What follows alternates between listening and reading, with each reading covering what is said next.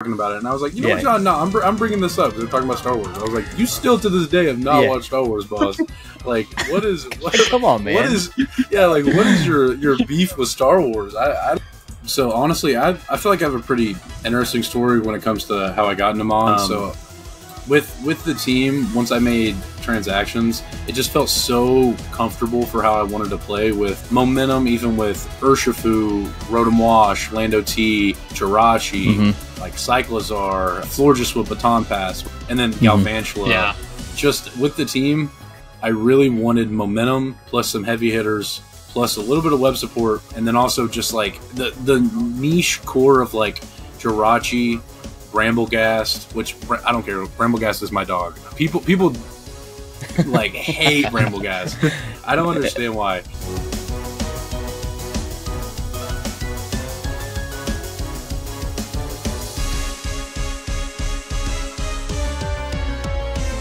Hey everyone, welcome to the Skill Link podcast, where we chat and get to know passionate content creators, competitive players, and all voices who continue to make the Pokemon community incredible. And today's guest loves all things Pokemon. He uploads a variety of high-level content, from VGC videos to Draft League battles to Showdown battles and everything in between. Just recently wrapped up Season 8 of the BBR League and is looking forward to posting some more awesome competitive Pokemon content. So we welcome in our friend Obo. How you doing, my man? Pretty good. I'm so excited to be on this. When you guys reached out, I remember D-Ray, commissioner of BBR.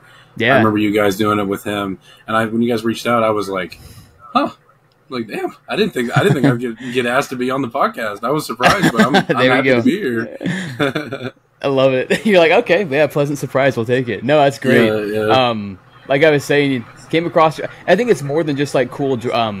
Like someone in a draft league, it's like I like guys who post their content alongside it. Like, hey, like this is how my season's going. I'm documenting it. This is my battle process, my draft process, my prep process, and you're really easy to watch. It was we always say that I think one of the best compliments you can get for a YouTube content creator is that your content is bingeable, and it was bingeable because, like I said, I came across it like halfway through the season, and I was like, I got to go back and catch up and then get ready for the next week. So. Yeah, I let Logan know. I'm like, we got to get this guy on and talk about some draft leagues. Because Logan and I also do just kind of a fun homebrew draft league on the side with some buddies as well. So we're like, this is right up our alley. This is our stuff. Yeah. So I was really upset today because I was trying to prep and kind of get into like I was trying to just catch up on some stuff that we looked at before, and like Josh said, super easy to watch and just kind of put on the background while you're doing something else. And for some reason, my Wi-Fi was being so dumb, so it like kept cutting me off. Like it kept like stalling at one point. I was like, I just want to watch Obo kick butt in draft league, man. Like just let me watch Obo. How rare it is when I funny, do. So I'm glad that. Do well. Yeah, that's awesome. Yeah. So as you know, before we're going to get more into your content and things like that in just a second, but we do want to get to know you just a little bit more before we kind of get into that conversation. So outside of Pokemon, we're kind of curious, what interests and hobbies do you have that take up your time? You mentioned that you're a varsity high school soccer coach, which is great. What other things do you do, and what hobbies do you got? So I mean, other than coaching, which that takes a lot of my time, and then also with Mons, honestly, just hanging out with my girlfriend, my buddies. Awesome. I mean, like I have a pretty tight knit group of online friends. That's a lot of them are BBR coaches that I've known since I was a teenager. So it's cool just to hang out with them, play games, hang out with my girlfriend. I mean, I love sports. For sure. Literally any sport I've probably played. Just go out, hoop. I like video games, but mostly like 2K and like FIFA and FC, whatever it is now, FC 25, and Pokemon. Just video games, hanging out. I love it, dude. That's so great. So do you play soccer as well, or obviously you're an expert at soccer as well. Did you play like that in high school as well, or was it more recently that you kind of gotten into it? Very cool. But I played all 4 years in high school, but prior to that, I hadn't played since I was like 8.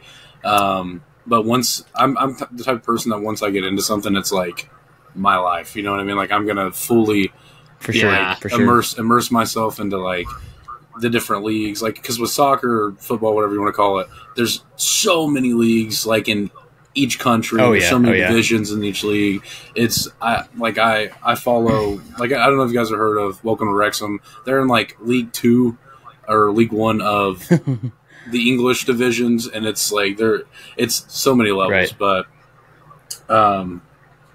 yeah, I played soccer and just got fully immersed. And I mean, now I'm trying to find like a Sunday league type thing, but where I'm from, it's difficult. I'd have to drive an hour somewhere to try to find it. Oh, that's brutal. Oh, yeah, wow. That's kind of tough.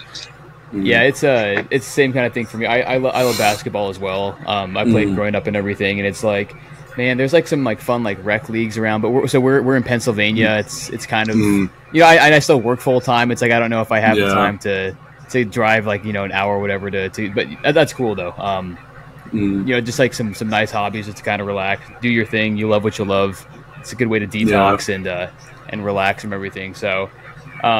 That's cool. I think Mons is like the perfect, it's like the perfect mix of like nostalgia, something that we all loved as kids, but like now there's like this deeper strategic competitive level to it where it's like, oh yeah, now that I'm an adult and it's a little more complex, it's still really fun and you can really get down in the weeds with it and just kind of let loose for a little bit. But with Pokemon, I mean, tell us about like your journey. Did you play the games growing up? Was it the anime? Was it the card game? How did you kind of get into the franchise and then get to where you're at right now, where you're coaching in some draft league stuff?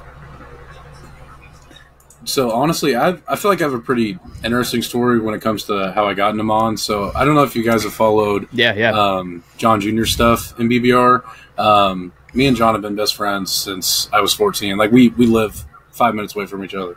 And I had never played a Pokemon game until I was 14. Like I never touched any of the Pokemon games. I had watched the anime growing up, like here and there. It was on like Cartoon Network and stuff like that. But when I was 14, me and John, he was like, the new Pokemon, I think it was, Sun and Moon. Sun and Moon came out, and his mom picked us up from basketball practice, drove us to GameStop. We bought the games, and me and John made a deal that if I played Pokemon, that he would watch Star Wars. And I'm still obsessed with Pokemon. Yeah. He has never watched Star Wars, though. He refuses. So he still is not. Yeah, he won't watch it. I don't understand. No way. I brought it up the other day to him, and he was like, "I will never watch that."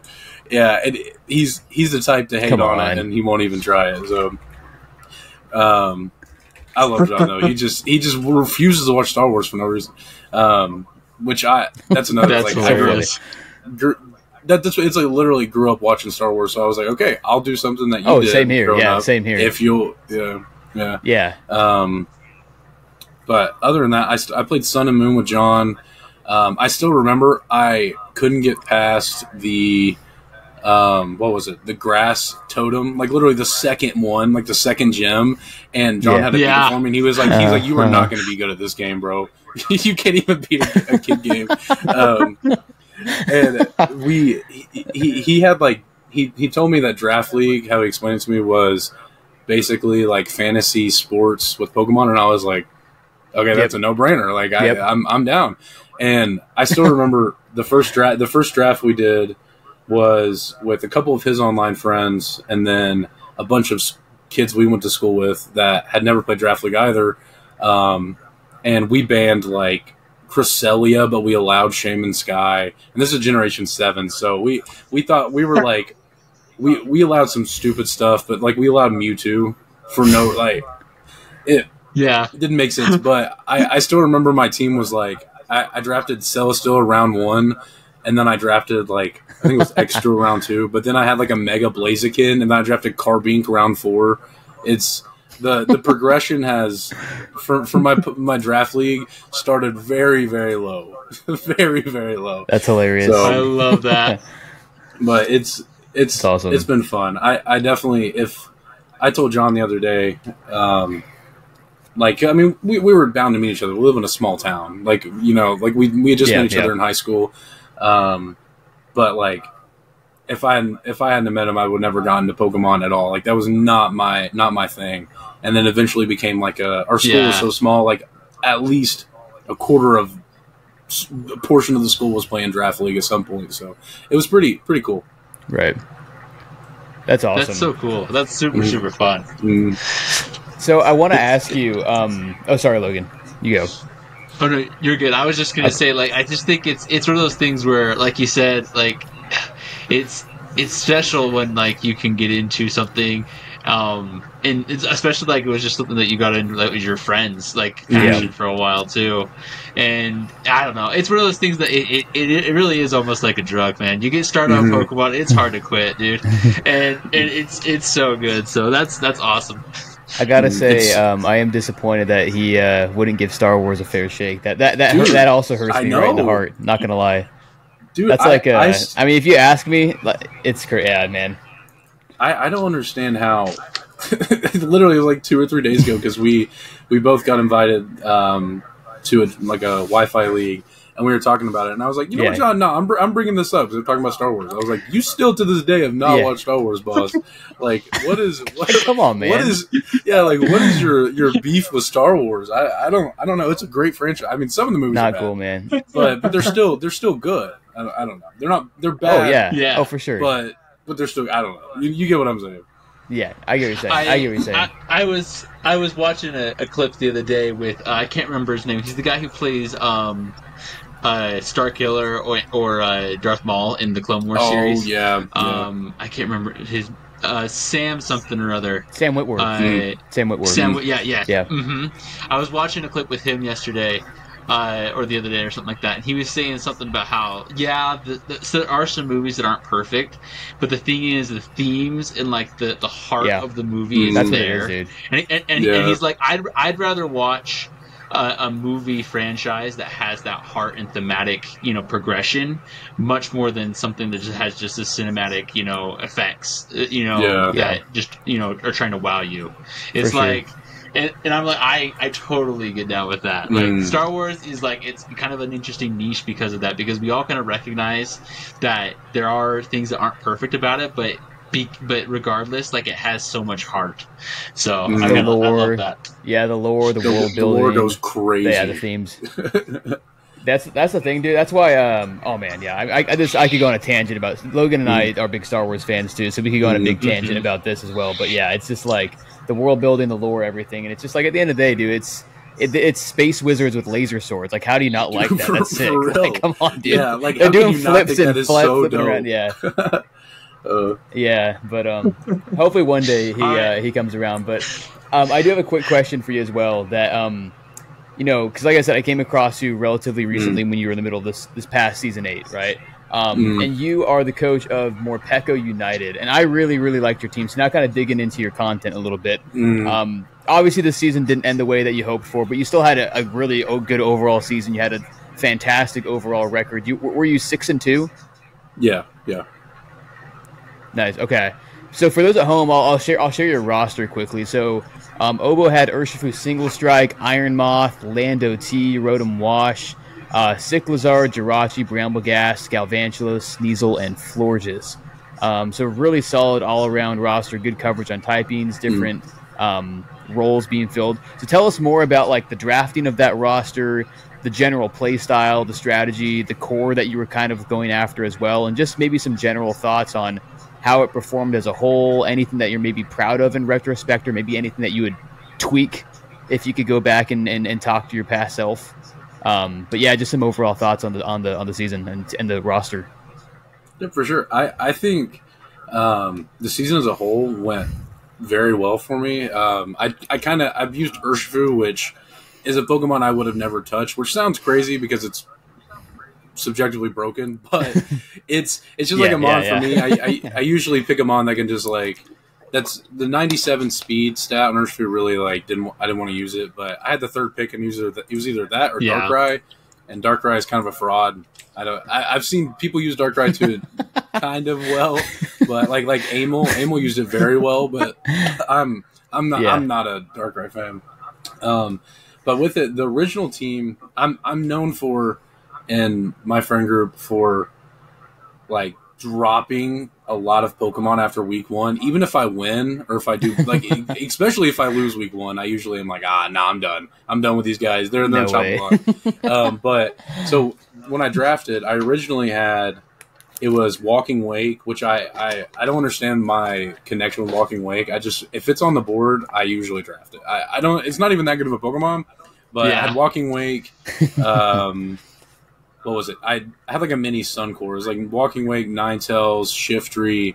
I can't remember the other two, but they were not. They were not very good. I didn't bring the Suncore week 1 versus D-Ray, but then I immediately, before I even played D-Ray, I dropped them and I picked up like Jirachi, Florges, Galvantula, and Sneasel, I believe. Mm-hmm. With the team, I DM'd one of my buddies, Central, and I was like, Central, man, I don't like how the team's, like, the direction's going to be. I'm really going to have to rely on the mini Suncore with Wake, and I really don't want to bring Ninetales because Ninetales is a horrible Pokemon. I don't care what anybody says. That Pokemon is bad. It's bad. It just sets Sun and then, like, nothing else. Yeah, yeah. Like, Torkoal. Alolan Ninetales, on the other hand, can be a different story. Yeah. I love Alolan Ninetales. I actually have an OU team I've been using on the ladder with Alolan Ninetales, and it's so fun. Yeah. But with the team, once I made transactions, it just felt so comfortable for how I wanted to play with momentum, even with Urshifu, Rotom Wash, Lando T, Jirachi, like Cyclizar, Florges with Baton Pass, which I love Baton Pass on like the bulky-ish Mons. Like, I think that is very underlooked. And then Galvantula.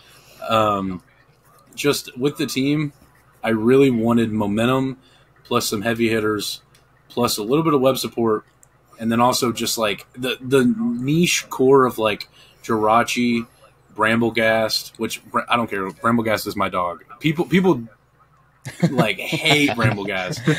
I don't understand why. But like Jirachi, it's solid. It's solid. It hits hard. It has strength sap, but.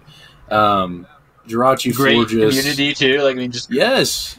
See, preach. I love Bramblegast, dude. That Pokemon is so good. And it was like the only other one that gets Revival Blessing as well. No, that's Rabscap. Rabscap. Okay, sorry, I got mixed up. With the team, I will say the thing I was most surprised with in team building was how good Landorus Therian form is still. Like, they put it at 14 points, and people act like Lando T has fell off. I don't care what anyone. That Mon, just in prep, I could run AV with Intimidate, I could run Scarf, I could run Band, I could run Rocks, Rocky Helmet, a resist berry. Like, in prep, it just does everything. That Mon just was the glue piece for me. And also, I'm an Urshifu believer now. I would say I was not a believer, and I just But I could run Bandit and just do insane amount of damage with Wicked Blow. Like, it's crazy. But I'm super proud of my season. We did the what is it? It's like you pick who you play or playoff format when you're in the top 4. And I'm not a huge fan of it. Yeah. Okay. Just because, like, it just builds too much tension for me. Like, I don't want to have to pick somebody when I do make top 4, and then, they're like, "Oh, he picked me. He thinks I'm trash." And then I lost round 1. I get what you're saying. That's not what I'm going for. I just picked the matchup that, like, I thought was best for me. Didn't go my way, but I will say the season I surprised myself with a lot of the plays I would make. Like, I made some crazy plays during the season that I did not think I was capable of making, to be honest.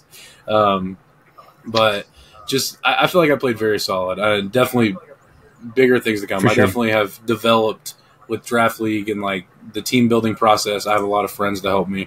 But just playing in general, I've built a lot of confidence, which I used to not have. I used to be kind of just, like, click buttons and not really think about stuff. But I will say I'm very proud of the season. That's awesome. That's awesome, dude.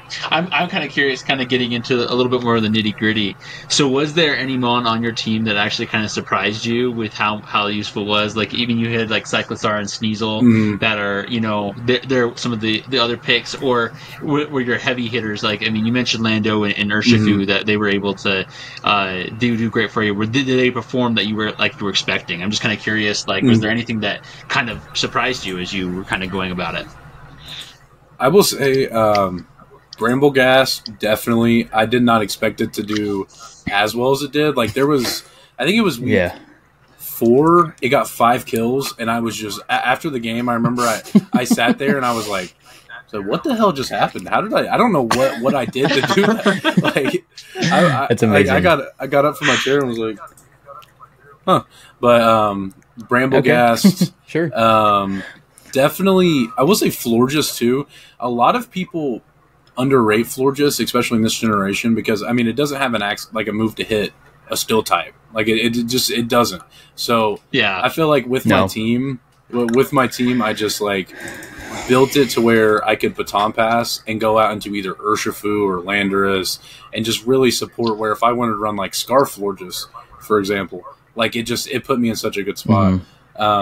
I think if I had to pick one mon, though, that really surprised me, a mon that I did not think I'd bring is Cyclozar. Because there was one week with Cyclozar, I brought a Shift Gear Cyclozar, and it put in work. It put in work for me. Yeah, I think I remember that one. I got a tad bit lucky, but I think I do. I think I got a crit with it. But it's still, I was like, how is Cyclozar with... Like, I can't remember its attack, but it does not have the greatest attack stat, and it just was nuking Pokemon. It has 95 attack. I think it's like 95. Yeah. It's nothing crazy and it was like when I picked it up in transactions, it was kind of a mon that I picked up as kind of like I'm probably not. I looked at matchups and I was like I might bring it, but if I do bring it, I'm gonna have to do the Shift Gear set, or it'll just be a spinner with like AV or something. So I did not expect it to go do as well as it did when I did bring it. So yeah, I'd probably say Cyclozar, but with the heavy hitters, I will say a mon I was kind of disappointed in was Rotom Wash. It did its job, but it just I like it's a tried and true like favorite mon, like or not favorite mon, but like a favorite glue piece mon for a lot of draft league players. Yeah. And I got it, and like in prep, it did okay, like in like with damage calcs and stuff, but I was always like underwhelmed with how little hits it could actually take. Right, and then, like in the damage output, like I brought a couple of cool sets. Like I brought a Scarf one with for a Palafin after I got webs up, like just in case. And if I didn't get webs up, I would still outspeed because the calcs were crazy. Like if I took a banded C, like a close combat, like he 2-hit KO'd. Like Rotom Wash, I just wanted it to be a little bit more bulky, you know? Like I don't know. Yeah. I get what you're saying. Yeah.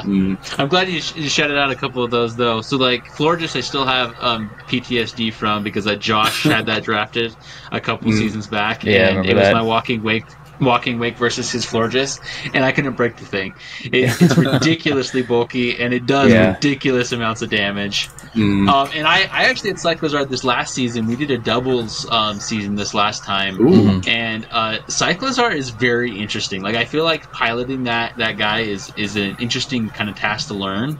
But if you can do it, there's so many options that he can run. He can. Its move pool is crazy. It's a crazy move pool. It's so frail. If you can get past the frail, because obviously is it speed stat like 120 or something like that, 121. But anyways, it's so fast. It's crazy. With your generator, though, it can do a lot. Like Shed Tail with your generator is really mean. You can do Endeavor strats with it. Like it's gnarly. So I like those shout-outs. I saw that at the towards the end. It also gets Power Whip too. So I know you can run Power Whip on it, and at least like kind of threaten and at least have. It's kind of I will lead into a question a little bit later on, but it kind of helps with the mind games a little bit because of the coverage that you can pull out at any given time. I think my favorite thing that you used was probably just the Choice Scarf Lando T build that you ran for like the last few matches of the season. it's just such a momentum stealer, just because of the speed, the intimidate, being able to pivot, get some quick damage. I just feel like it's just such a reliable Pokemon in like almost any kind of situation to either pivot, drop attack, get out, get some quick damage in. It felt really versatile for you. I could tell you were comfortable using the Land OT with the Scarf. So, and I guess with that, so like when you're prepping for a specific opponent, what does that process look like? When you're like, hey, I'm playing so-and-so this upcoming week, here's their roster, these are the things that I'm identifying, and this is how I'm going to start to craft what I'm looking at. What does that look like in your brain?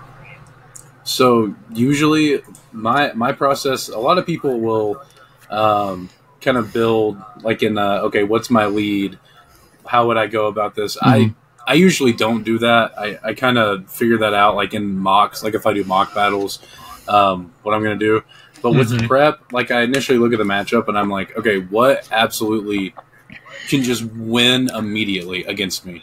So I try to like, I try to build around if they have something on their team that just like demolishes me, like a Bandit Palafin, for example. I'm like, okay, I'm going to be Yachi Berry, Brambleghast, and Strength Sap, or I'm going to bring Webs to help like negate the speed.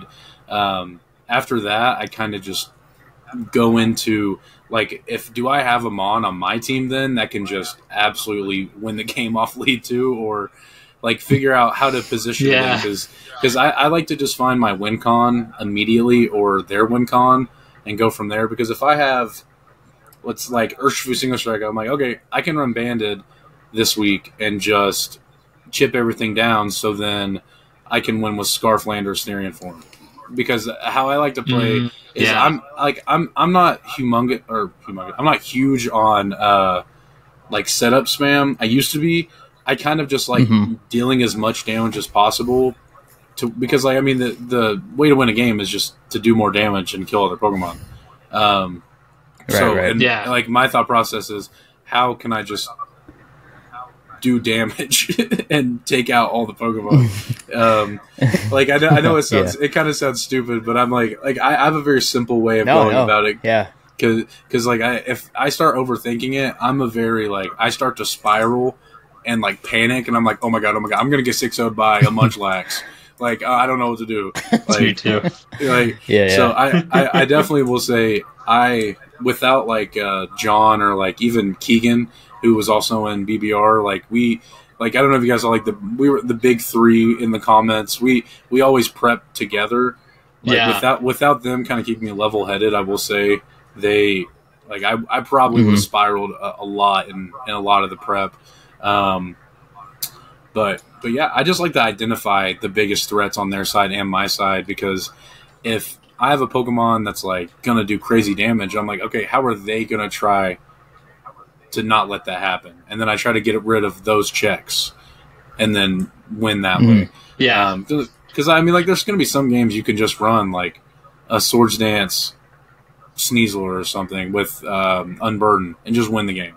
But like more times than not, that's not going to be the case.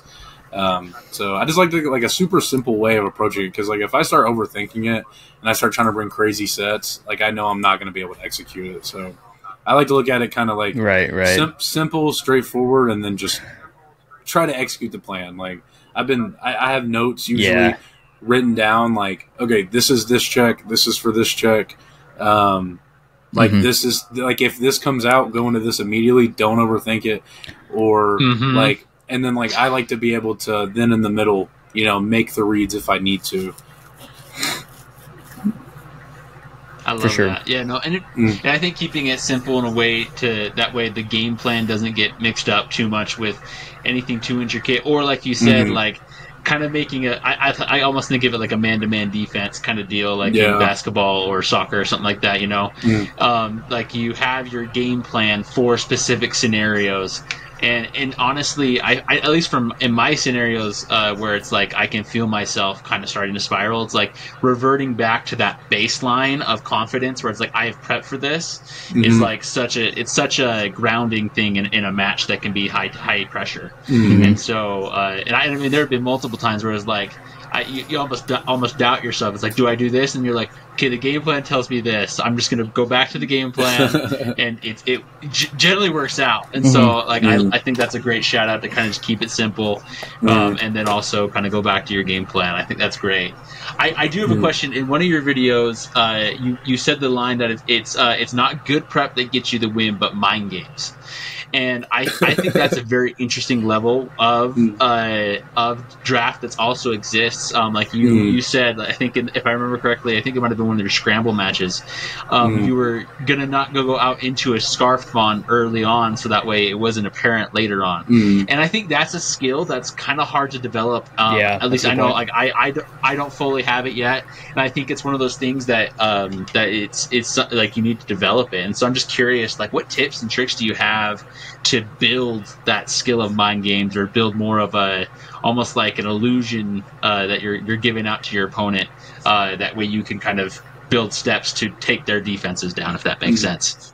Yeah, that makes sense. I'll definitely say, like, the way I like to play mind games, like, the easiest way for me is definitely with, like, Scarf Ramons. For me, it's like, if you don't have to reveal an item on your Pokemon, like, early on, like, for example, like, let's say I have a Slowking Galar out. I'm weak to dark type moves. If I have Colbur Berry and they have, like, a Darkrai out, I could stay in, or that's not a great example, but I could stay in, do a lot of damage, but then also I'm going to take a lot of damage. But if I can save it for later on in the game, and them think they're safe, then later on in the game I can win against with it later. Yeah. So that's my main thing with it is just, like, if I can just take 2 seconds and, like, think about it, because, like, sometimes in my commentary, like, I definitely will be like, maybe I should do this, and then I'm like, I don't know, and then I'll sit there for, like, 10 seconds and just, like, yap like about the play, and then I'm like all right, I'm gonna save this for later. For me, I think just developing the mind games is also, like, I play with a lot of high skill Wi-Fi players, and a lot of them know me. And in the past, I've overplayed a lot. That used to be like I would always try to make predictions. So now I kind of use that to my advantage because I play more level-headed, and I'm kind of like more like, okay. So then when I do make a read, like a crazy read, they're like, I didn't think he was going to do that because he used to do it all the time, and he stopped. So then, for me, I try to keep the mind games at a high, because if you can get in someone's head while playing a game and not even talking, then you've already won. You know what I mean? Like, you win. Yeah. Yeah. For sure. I think it's the same thing, like you said, not revealing an item. I think it's also with certain moves too, like with coverage or maybe a certain utility move. Yeah. Because I can think of instances where it's like, hey, I could reveal this coverage move right now that they aren't expecting. I could do some decent damage, but maybe there's still a chance that they switch, or maybe there's still a chance because like it's, early in the game there's a lot more branching paths that can happen. It's like in the late game when things are kind of funneling in and we're getting kind of pigeonholed, and it's kind of, for lack of a better term, it's nut crunching time. At that point, it's like, hey, they're kind of out of options. This is a good time to pull out that coverage move because they don't have any other kind of counters to that. Whereas, if you reveal that early on, it kind of allows you to manipulate your opponent to play in a certain way when you know that they don't have all the information that you have. It's a really interesting way to kind of look at that, and I think it's a really cool, like, philosophy on battling, is like you're trying to manipulate your opponent to play into a way that you want them to play because they don't have all the information. And I think a lot of that does kind of just come with just experience. Like, you can, like, I don't know, you can have, like, a turn play out and be like, oh yeah, that's scarfed, like, right off the bat. That has to be scarfed, there's no way. Or, like, you see the damage that they do to you and you're like, okay, that's actually not banded, and then you can kind of go. So I think it's just experience, is just getting the reps in, and you can just kind of pick up right away on what likely items they're running, which is pretty fun. For sure. So we kind of talked about it earlier, like with how the season ended. Sometimes we overplay, sometimes whatever. Make tweaks on rosters. What are you looking to specifically improve or work on between now and upcoming draft league seasons? Is there a specific skill set, anything that we've talked about that you're kind of working on? I would definitely say probably just the not needing to overplay early game, because there have been some like you had just said, like, you can wait to make those predictions and reveal stuff towards the end because it's detrimental to you, like, winning the game. Just like early game, there's been some times where, like in my playoff game in BBR versus Matt, I think I had a Bramblegast in on his Great Tusk, and I was like, okay, he's 100% going to switch. I'm going to click Poltergeist. And then I clicked Poltergeist, did like 14 damage, and then he killed me with knockoff. And I lost my Bramblegast that early, and that was like a detrimental piece. So just kind of weighing, I think what I need to get better at is like weighing, like, what is going to be detrimental to me winning the game? Like, if I make this read, if it doesn't work out, am I going to lose? Or if I make this read and I get it wrong, can I still recover? Because, like, if you make the read late game and you get it wrong, you're probably going to lose like, if you get what I'm saying, like, you're probably going to lose anyways. But like early game, you still have a chance to recover. But if you make the read and it's completely wrong and you die, like, there's no way to recover from that. Your Pokemon's gone. You can't go to the Poke Center. Like, that's something that I'm still working on as well. It's I don't know if you watch or know about Pink Across. He does a lot of like Gen 9 OU content. But he was like doing that video. We've had him on the channel before too. Really good battler as well. He ladders a lot. And he was talking about like the concept of making middle ground plays over like these high risk, high reward plays. Which, like, sure, like if it gets to a certain point in the battle and if you're behind, then you kind of got to play a little more aggressively, and that totally makes sense. But if it's early game or if you're ahead, it's about trying to kind of restrain yourself from overplaying too much. Because if you're in an advantageous position, sometimes you just take the middle ground play where it's like, sure, if you get the read, it might not be as high reward as that risky play, but it'll at least still push you like one step forward in the positive direction. Whereas, like you said, if it's like, hey, like if this turn plays out and it doesn't go the way I think it does, and it's like really bad, like if I lose like a really important piece for this matchup and I lose, then let's not do that. And sometimes, like even if it's just like random battles on Showdown or like an actual draft league, that's one thing that I'm also working on. Is like, okay, I don't necessarily need to go for like the crazy read. It's like turn 5 right now. Like, let's take a chill pill, and maybe like later on we can look at that. Like if we're kind of in a tough spot, or if we're kind of flexing a little bit. But other than that, I think it's about making those middle ground plays where it's like, hey, this is still a positive play, even if it's not like super flashy, right? So I think it's a really good thing you highlighted for sure. I will say, I'll practice, like you said, like you get in random battles. I play some, like, I ladder OU quite often if I'm just chilling, and I will definitely use that platform to like practice with, like, okay, can I just chill this turn, or do I need to like make a read or whatever? And like it's with anything, like with sports, like, the only way you're going to get better is if you get reps in, get shots up, whatever. So like I like, even if it's an OU battle, like I'm still gonna try to play to my outs, you know what I mean? So I think definitely just like the middle ground play is usually, if you, like you said, you're ahead or like the game's still up in the air and you don't need to make that read though, is definitely always the best play. That's why I love momentum. Love momentum. I think like U-turn, full switch, baton pass is like best moves. Broken in draft, like best moves. Like it's a meme, like draft league player clicks U-turn, whatever. I don't care. I'm going to click it every time until it's. I do that on a shirt. Because like this kind of goes back to what we were saying about like mind games. I remember specifically versus, I think it was OG Albina and BBR. After the game we talked, he didn't know that like my Lando was Scarf, and he had no clue what my set was based off damage. He just knew I had some attack. And I kept clicking U-turn, and then when he sent in, I called the Talonflame coming in, and I clicked Stone Edge, and then like I clicked Fly. He was like, "What the hell is he doing?" Like, and it caught him off guard. But he did like, who would expect Scarf Fly? You know what I mean? Like Lando Styrian. Yeah, for real. So like in my head, I kind of made the easy plays the first like 10 turns of the battle, and then I was like, okay, I can start to, instead of making the middle ground, I can make the high risk, high reward, and actually put the game into the position where I want it to be.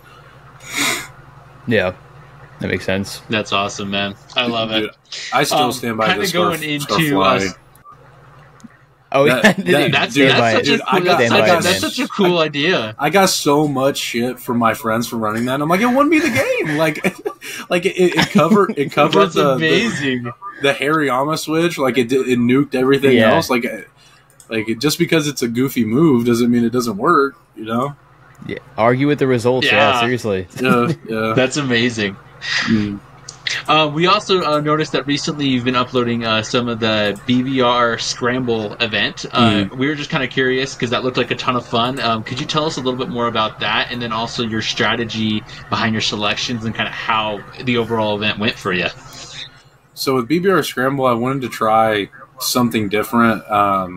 Like initially, I wasn't going to. I was going to draft like a pretty coherent team because I had first pick, so I took Iron Valiant. But then round 2, the will pick came back, and Darkrai and Urshifu Single Strike were still there, and I was like, all right, screw it, we'll try it. You know, a mono weak fairy team, I really don't care. We'll try it out. Yeah. So then I was like, okay, let's see. I kind of want to do like a movie-esque video where I was like, let's try to see if the 3 best Pokemon per se in Draft League, or 3 of the best, could work together.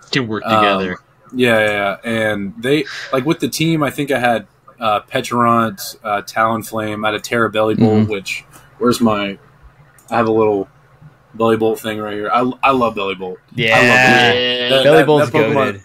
That Pokemon's crazy. But like with that team, the process in drafting, once I drafted the 3 Fairy Weak Mons, I was like, okay, let's try to patch it up and get like Petulant, which obviously can just like not like can chew any fairy hit, and then Talonflame, which can also chew fairy hits and actually like pressure offensively.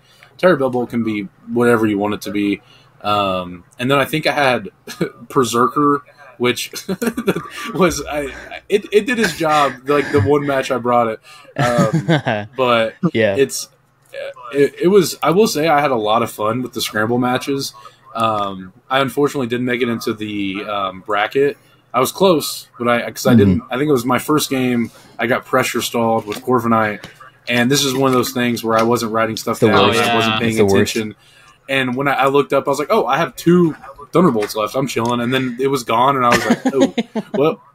Oopsies. Yeah. And in my video, I think I was like, you know what? I'm going to be a man. I'm going to sit here and I'm going to click every single move until I run out of moves. I will struggle if I have to. Like Bellybolt, I'm not forfeiting this. Awesome. Bellybolt's going to go out like a man. That's amazing. I think I watched that video back today. Actually, you were saying that it was pressure that took out like your moves so quickly originally. And I was just thinking about it. I was like, it's like this is the first time pressure has been like the downfall of somebody I've seen in a long time. Yeah, I had forgotten about it. I didn't even because I was like, I was like, I have no clue. Like Corviknight, I can smoke Corviknight. Like this Pokemon is not taking these hits. Yeah, and not a problem. And then once I got to like towards the end, I was like, "Oh my god, I'm gonna lose this game!" Like I did not realize this. It was just one of those things. Like with Scramble, like I was trying to have fun, so I wasn't too upset. But still, I played that game actually. I remember at John's house on his setup, and because like I was over there anyways, and I was like, I'll just play at your house, record the battle there, whatever. And when I was playing after, I got up and I went to his living room. I looked at him and I was like, John, I just got pressure stalled in Generation 9. And he was like... I know... That wasn't the intention of... Like, my opponent wasn't trying to do that initially, but, like, you got to play to your house. Yeah. Like, I respect it. It just happened. I would have done the same thing. Right. Yeah. No, yeah. Yeah. For sure. That's hilarious. But Scramble was fun. I will say prepping with Iron Valiant, Darkrai, and Urshifu on the same team, just like it was so fun. Like I could run booster energy on Iron Valiant, Scarf Specs, Darkrai, whatever, Bandit Urshifu. Like, and I had just used Urshifu, so I was like, I'm comfortable using this mon at this point. And with the team, it could kind of just be like a momentum bot, just click U-turn. But it was fun. It was fun. I will say, if I would have taken it a little bit more seriously, I probably would have drafted a different team. But also, I almost made it out of pool play, so I'm not too upset. Yeah, for sure. It's awesome. Well, though, this is awesome. We love talking about your content and kind of how things have been going for you with the different things you've been rocking, and it's awesome. We see that right now you are closing in on 700 subs, which is that's super exciting. And before we wrap things up, we wanted to we have like a couple like fun sections here at the end. This is like this isn't necessarily about your content. This is like Pokemon in general. So we have a rapid fire round. Logan and I have 5 quick questions for you. So just off the top of your head, first thing that comes to mind. We want to hear what you got on some of these. So, Logan, want to kick us off with the first rapid fire question? So the first one is favorite game to replay. Favorite game to replay has to be God of War, the OG one. Oh, nice. Okay, awesome, dude. Yeah, I love it. It's been a while, but I played it like probably a year and a half ago ish. But I love it. I love it. No, that's awesome. Original's great. That's sick, dude. I love the third one still as well. They're all amazing. It's great games. Oh yeah, so good. Fantastic. Which is your favorite champion in Pokemon? Ooh. See, I actually don't know. I actually don't know. To be completely honest, I have played through. I'm a very casual game when I play through the game. Yeah. I have only played through Gen 7, Gen 8, and Gen 9. So whoever the Gen 9 champion is, because Scarlet and Violet are my favorite games out of the 3 I've played. I played through Gen 6 as well. I love that. Yeah, I played through Gen 6 as well, but Gen 6 is trash. It's trash. So the game is with bad. Gen 9, with Gen 9, did you like Gita or did you like Nimona? Which one do you consider the champion? Or do you like Nimona, yeah, that's fair. I think she's like the true champion fight anyways. You fight her after Gita. But also we have the AI professor fight too. The AI professor fight was definitely the funnest I've had in like a Pokemon game, like just playing through the game. Cool.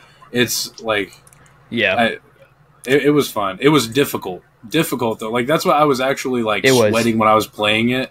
And I had a Quaquaval as like my I love Quaquaval, but playing through the games, I don't know why I struggle so bad with actually playing through Pokemon games. It was I remember I called John too because I was like, John, man, I don't know if I'm going to be able to beat this game, because I was trying to just play through it. And I had to revive Quaquaval 5 times, and I was like, man, this is not working out. Nice. That's amazing. I love it, bro. Who is your favorite Paradox Pokemon? Ooh, favorite Paradox Pokemon. Probably design-wise, Brute Bonnet. I think that Pokemon just looks like a emo kid at heart. I love the design of Brute Bonnet. Yeah. But competitively, I really like Sandy Shocks, to be honest. I haven't really drafted it. I love Sandy Shocks, man. Yeah, I haven't drafted in a Wi-Fi league. But the Showdown side, on my casual stuff I do, it's just so good. You can be lead, booster energy, and just outspeed anything and get rocks up, spike stack. You can be screens. You could just be a reliable Scarfer, fast electric type. Just overall good Pokemon. But design-wise, though, Brute Bonnet. I think Brute Bonnet's a sick mon. Yeah. Wish it was better, though. I like this. Yeah. I wish it was better. But no, I agree on Sandy. Not this past season, but the season before, I had a Sandy on my team. And you can do Spike's utility on it. You can do booster energy. You can do choice specs. It was great. I loved it, honestly. I think it's a really, really good mon. We got a couple more rapid fires. What is your favorite held item? Ooh, this one's gonna sound very basic, but Expert Belt. And I know I'm gonna get hate on that from my friends. I love Expert Belt. I don't understand anything that boosts your damage output without you taking damage or locking you in to him, like Life Orb or Ban choice specs. Specifics that I love running. I've used Quaquaval a lot, Mystic Water Quaquaval or Expert Belt. Expert just does so much damage. And you don't have to worry about the Life Orb damage taking you out, because anytime I've ran Life Orb, it's been bad. Like, I refuse to run Life Orb. Yeah. Unless it's like a what is it? Like a Pokemon that's like Clefable, you know what I mean, with Magic Guard, so yeah. Or Sheer Force or something like that, yeah. I will say an honorable mention though to Scarf and Assault Vest. I think Choice Scarf and Assault Vest, just you can run AV on a lot of Mons and it just work out. Yeah, and AV is so versatile. Yeah. I love running AV on Mons, like people wouldn't really expect. Like Lando T, like you don't really expect to be Assault Vest all the time. Like you could maybe see it come, but like I love running AV. It's just you can chew hits. It's really good. Like Lando T is not a specially defensive Mon. You put AV and you have Intim, like it's sick. Yeah, you're covered. Yeah, so good. I love that. What is your favorite Pokemon type and why? Ooh, this one is normal, and my only reason why for normal is just because I love how goofy every single like normal type Pokemon looks. Like like my favorite Mon is Snorlax, and then once I saw Snorlax, like anytime I saw a goofy looking normal type Pokemon, I clung on. Like just like Snorlax, was it Gumshoes or whatever his name is? I can't remember. Yeah, the one from Generation the one from Generation 7. Like Gumshoes. Yeah. So funny. I've grown to love Mousehold. Mousehold has kind of got a special place in my heart. Yes. Yeah. I Mousehold 2 is like slept on in Draft League too. I think it has some really merit. Good. And if you don't bring a Rocky Helmet Pokemon or you don't have a Ghost type, it can just win. You can just win some matchups. Yeah, it just eats through you. Yeah. I think I agree. I think normal types have the most personality, just because, like, with Fire type, you kind of have a general idea in your head of what like a Fire type will look like, or like a especially like a Dark type or a Ghost type. Like you kind of know what they're going to look like. Well, actually, Ghost is actually pretty. Ghost designs across the board are really good. But like normal, I feel like normal. Like sure, you have like a lot of them are kind of animals, but then you get like some wonky looking ones that just have like a ton of personality. And I think design wise, normal holds up really well across the board. But yeah, well, cool. To kind of wrap up our chat, we have a couple more questions, but these are our shower thoughts. So shower thoughts are kind of like the random Pokemon related things that will come into your mind, like while you're in the shower, driving to work, at the gym, at the store, whatever. You're like, hey, this would be really cool if this happened or whatever. So we have a couple of these shower thoughts to run by and see what you think. So what I got for you is, speaking of Pokemon that do not have an evolution currently, which Pokemon would you give a pre-evolution to or a new evolution to make them better, more competitively viable, make the overall design of the Pokemon seem stronger? Who would you give some love to? See, I'm big on like I want more regional variants. I know, like so, like in Generation. So like since I started playing Pokemon Generation 7, that's when regional variants were introduced, like Alolan forms. Yep. So like I would really love to see, like I'm a big Snorlax fan. I've been hanging on to a regional, like I wanted a Paldean Snorlax form just to be like a polar opposite of it. You know what I mean? Like it'd be like a Ghost type. That'd be sweet. Or something like that. That's usually where my brain goes to when I think about that, because I just love regional variants. Like this isn't pertaining to the question, but like Muckalola, like I love Alolan Muck. I think it's so cool what you can do with a regional variant. And like build on that to kind of like help with like it just describes the region's like terrain or what the ecosystem. You know what I mean? Like Alolan Muck is different because of it's in Hawaii or whatever. But for one that doesn't have an evolution, I'm also big on like Pokemon getting megas that don't have megas. I know megas aren't in the game anymore. I'm still holding out on a Mega Flygon. I got a Flygon plush, but let's go. Been holding out on a Mega Flygon. Pokemon ZA, they gotta do it. They gotta do it. I think. I'm so excited. Everybody wants it. I'm so excited for Pokemon's out. It'll be so much fun. I'm really hoping though. So cool. I'm really hoping it'll be like compatible with playing on Wi-Fi, like Wi-Fi battles and stuff. Because if it's not, it's going to be very stale for like Wi-Fi players. You know what I mean? Oh yeah, I think so too. Oh, I forgot about. Yeah, I hope we get that soon. Yeah, I forgot about Miltank. I would want to give Miltank an evolution. Ooh, Miltank's a good one. Yeah, cool. Dude, Miltank is like the same with normal type. When I was playing in Gen 8, because I was not around a lot of Generation 8. I went to like basic training and all that during a lot of it. For National Guard. And when I came back though, on a lot of the like Showdown leagues I would run, Miltank with like Curse. Like that Pokemon just put in work. My Milk Drink, I love Miltank. Yeah, it's solid, man. Yeah, I love it. I would love to see it get like a little bit of a stat buff. Yeah, exactly, dude. A lot of Mon's good. Yeah, for sure. Yeah, but it's I was saying it's got like base 100 speed or something. It's crazy. Yeah, it's fast, dude. It's for an early Gen Mon, it's like really fast. Like for no reason. Got like a decent HP stat. Yeah, for like no reason. Literally a cow. It's a cow. Yeah, dude. It's got 100 base speed, and I'm just like, okay, yeah, sure, why not? Yeah, and I mean, it's got Scrappy. It's got Scrappy. Yeah, Scrappy, thick, fat, sap sipper, like, and its stats aren't bad. He's got like has like 80 attack and then 105 defense, decent SPDF. Like you can work with Miltank. I think if they gave that mon a stat buff of even just a little bit, like I would be rocking with that mon every single draft league. That'd be my guy. I love it, dude.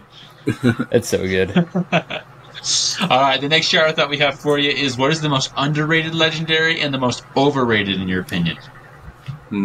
Most overrated legendary. I would probably say like Ho-Oh. Just because I know everyone talks about Ho-Oh, like it because the anime, you know what I mean, like Rainbow Ho-Oh and all that. Right. But like I really wasn't into the anime that much as a kid. Like I just watch it here and there. And like in draft leagues, I've played in a couple Ubers leagues. They act like it is like Jesus Christ, like it is so good, and I feel like it is not very good. Like competitive. Like I get it's a legendary. Like in the grand scheme of things, it is a good Pokemon. Yeah. But like whenever I'm playing, I'm like, I would not want to waste my Uber pick on this guy. That's fine. Yeah. Right. And then that's amazing.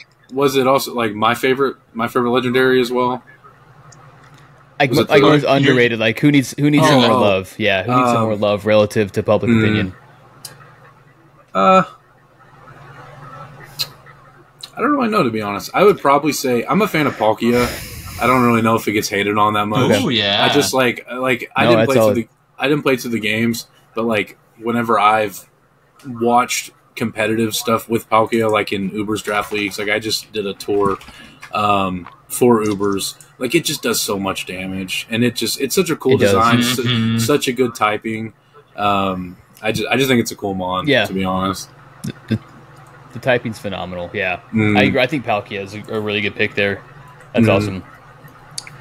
Well, sweet. Well, hey, we just want to say again how much we appreciate you hopping on with us, and how much we genuinely enjoy kind of picking your brain. Like I said before, you know, Logan and I are draft league competitive guys at heart. Even though we interview a lot of different niches of the Pokemon community, we could honestly probably go for like another hour or two just chatting about like different mons, different scenarios and stuff like that. But just want to say again, you know, give you some praise for an awesome season. Again, for awesome content too. We're really looking forward to seeing more of what you have coming out soon. And as you kind of make your way towards 1,000 subs, hopefully that comes up for you soon. But to wrap things up, maybe just you go ahead and plug if you have like anything coming up. Plug for the people what you're kind of working on or what you're looking forward to, and then leave us with some nuggets of wisdom. That can be about life in general, that can be about content creation, that can be about draft league related stuff. Just leave us with a nugget of wisdom for the people. So I'll let you take it. Cool. I just want to first off say thanks for having me on. I really do appreciate it. I'm glad I got to talk to you guys. But for like kind of like a self plug, there's a pretty big league coming up that I got invited in that has a lot of big name YouTubers that are in it. That'll definitely help boost my channel. Let's go. Hopefully get to 1,000 subscribers. The announcement actually comes out like when we're talking about this. the announcement comes out tomorrow, I believe, about it. So be looking out for that. But for this might be after the fact. But other than that, I'll be uploading that. I've been trying to upload some Wi-Fi battles. I want to get back into VGC stuff, so you might see some VGC stuff back on my channel. Cool. But yeah, just a lot of Draft League stuff in the future. I'll definitely have quite a few videos coming out. But some nuggets of wisdom. My main thing that I could tell anybody is just don't overthink stuff. I know that just sounds simple, but like even with Mons, with life, with anything you're gonna experience, like more times than not, you can kind of just sit back if you give yourself a minute, 60 seconds to just breathe and just think about it. Well, in Mons, you only have 6 seconds to make a turn, so we'll say 30 seconds. if you take 30 seconds, if you take like 30 seconds just to kind of like be like, okay, it's fine, I'm fine, let's figure it out, and I think you'll be golden from there. I love it, dude. That's perfect. Well, I think that's a fantastic nugget of wisdom, very applicable. And again, like I said, we appreciate it. We'll be cheering for you. We're looking forward to that announcement, and we'll be pulling for you, man. So Thanks, we'll like to see you make some noise in the in the league. So, but yeah, for everyone listening, definitely go ahead and sub to Obo. Make sure you're following him for all the awesome league content coming out soon. We'll look out for some VGC stuff as well. As for Logan and myself, we have another interview scheduled next week, so keep your eyes peeled for that. And of course, we're still streaming our run of Elite Redux right now.